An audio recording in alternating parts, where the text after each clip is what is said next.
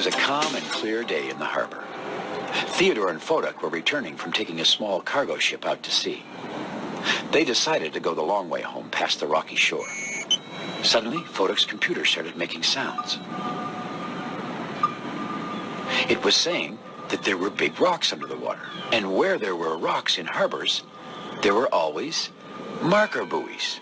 Now, in this particular part of the harbor lives a very special marker buoy. His name is Bedford Buoy. And it so happens that one of Theodore and Foduck's most favorite things to do together is... "Button Bedford!" shouted Theodore.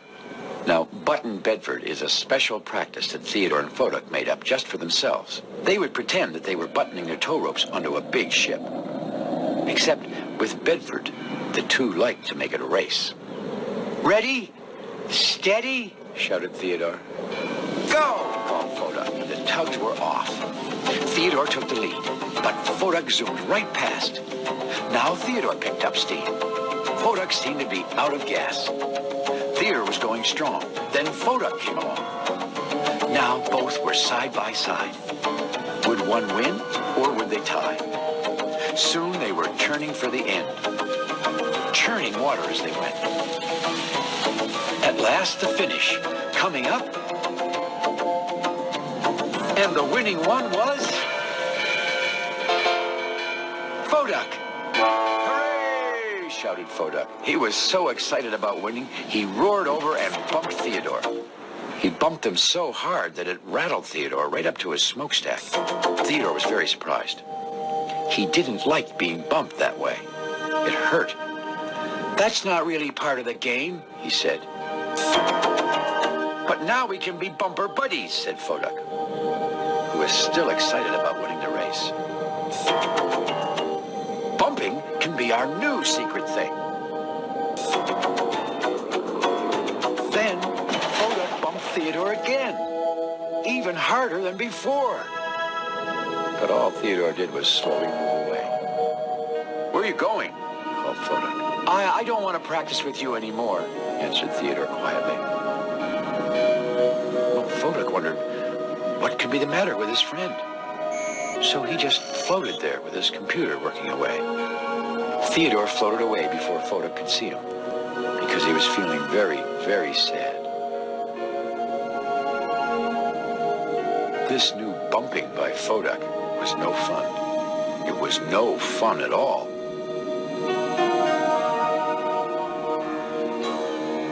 A little later that day, George was at the great ocean dock when Theodore drifted by. "I have a question," said Theodore. "Not really a question. I was just kind of wondering, should tugs ever bump each other?" "Ships don't like being bumped," said George. "It could damage them. The pilot boats always say, don't bump. A good tug is a gentle tug." "What if a tug bumps you?" asked Theodore. "Who did that?" said George. No one," replied Theodore. George was puzzled by Theodore's strange question. And then he said, "We have a big job tomorrow. We have to bring in a container ship. The dispatcher has ordered me and 2 other tugs." "Who are the other tugs?" asked Theodore nervously. "You and Foduck," replied George. Foduck. That was what Theodore was afraid of. What if Foduck bumped him again? He really didn't like being bumped. What could he say?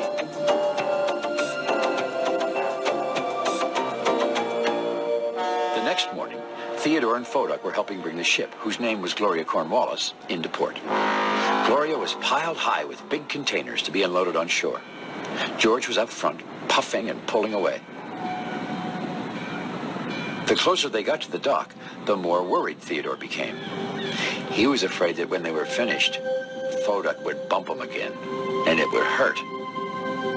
Well, Theodore was worrying so much about what would happen after he had docked the ship, he wasn't paying any attention to what was happening right then, while he was still working.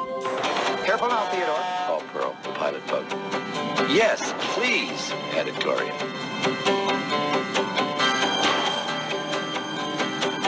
"Theodore! Watch out, Theodore!" cried Pearl. But it was too late. Poor Gloria. The back of the big ship bumped right into the dock. "That hurt!" said Gloria. Sorry, Theodore said softly. We'll talk about this later, Theodore, announced Pearl. Theodore returned to the Great Ocean Tug and Salvage Company dock, and it wasn't long before Pearl appeared with a very sour look on her face. All Theodore could do was stare at the water. That wasn't a very good job, Theodore, said Pearl sternly. I'm very sorry, Pearl, said Theodore. It won't happen again. Pearl told Theodore that he would need to do a better job tomorrow. Tomorrow? Repeated Theodore. Yes, Theodore, replied Pearl. When you take the ship back out of the harbor with George and Foduck.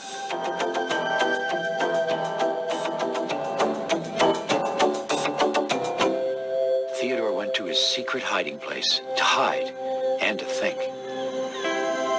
It was under an oil rig whose name is Owen. Theodore hoped that if he could hide under Owen, he wouldn't have to work with Foduck tomorrow. That way, Foduck couldn't bump him anymore. Well, who should appear but Hank? Hey, Foduck's looking for you, Theodore, said Hank. I'll go tell him I found you, he said happily. No, said Theodore, surprising Hank with how strongly he had said it. Theodore certainly didn't want Hank telling Foduck where he was. That would ruin everything. So he said to Hank, Hank, do you want to practice buttoning Bedford with me? Hank knew it was a special thing that only Theodore and Foduck did together. Would I ever? He said, and the two tugs headed off together.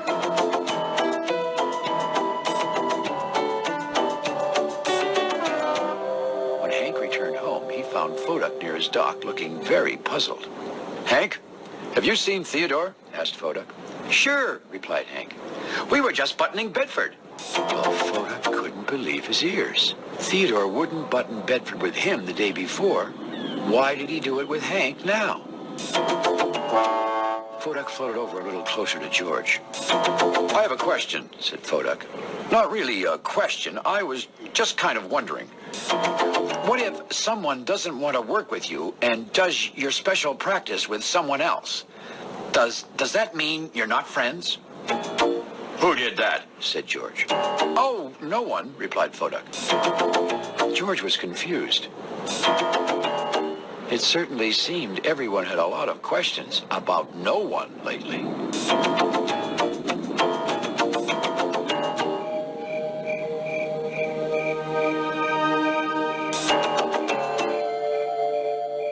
It was getting late. The sun was setting over the harbor, casting scary shadows beneath Owen the oil rig. Theodore was wondering how long forever would be, for that was as long as he thought he would need to hide. Suddenly he heard a creaky sound. Owen, is that you? He called softly. Owen? But Owen was sound asleep. Theodore saw an especially scary shadow heading straight for him. Hi, Theodore. Theodore nearly jumped out of his bumpers. It was Foduck. Theodore, are you still my friend? Well, Theodore didn't answer right away. Then Foduck gave him a little bump.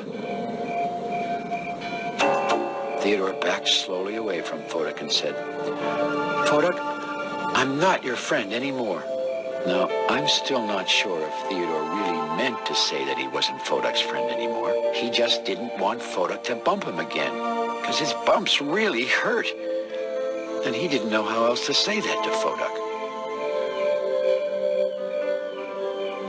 Well, Foduck was so sad and upset about not being Theodore's friend, he didn't know what to say either.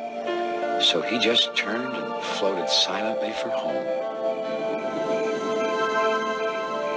Theodore was every bit as sad and upset as Foduck, but all he could think about was what would happen tomorrow when the two tugs would be working together. Would Foduck bump him again?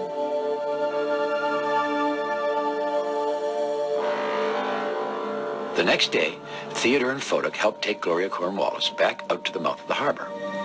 They were very quiet. The two didn't even toot to each other the whole way. Fair to unbutton, ordered Pearl. Finally, the ship was at the harbor entrance. Theodore and Foduck tooted their goodbyes and headed toward the rocky shore. two tugs drifted along, neither saying a word. Suddenly, Foduck's computer made a single loud sound.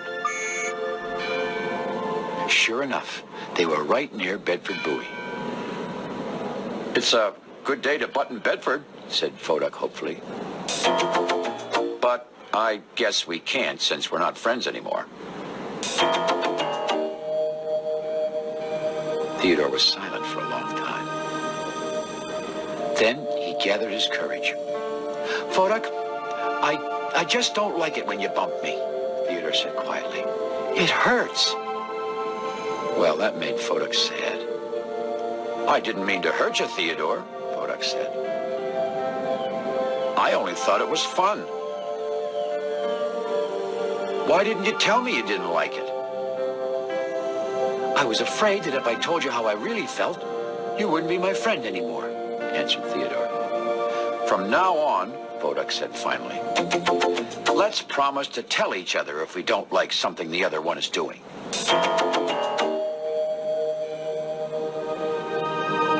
Theodore turned away from Foduck. Foduck wondered if Theodore was still upset with him. Finally, Theodore spoke up. Ready? Steady? He shouted. Foduck knew just what to say next. Go! And the two friends raced toward Bedford with big, happy smiles. And if you were to ask Bedford Buoy, that was the best buttoning he had ever had. Most of all, because the tugs took special care not to bump him either. After all, no one, not even marker buoys, like to be bumped.